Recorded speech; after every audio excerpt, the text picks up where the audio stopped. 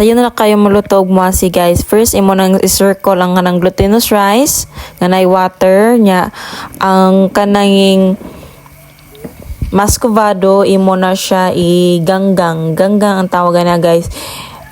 Inito nimo ang kaha then imong lutoon ang katong sesame seeds na kana imo na siyang lutoon ana sa init nga mag brown na siya. Maunay makadala sa lami sa muasi guys ang kanang iyahang magluto na siya ang kanang iyang sesame seeds. Dapat mo brown na siya kay para mo gawas to katong iyahang humot sa muasi. Na imo na siyang ukayon. The next ingani nako pag luto guys. Imo na siyang ukay-ukayon para ma-tarong og ma-brown og samot.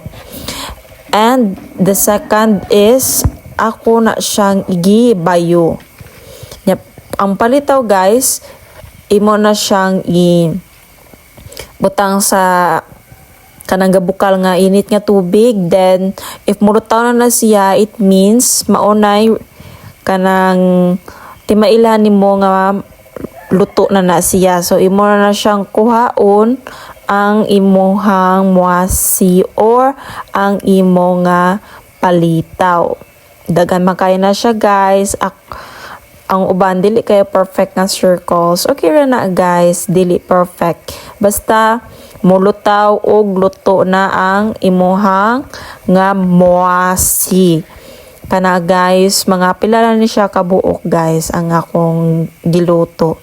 So kani last duha na lang, then ako ang gibayutong sesame seeds nga atong giluto ganina.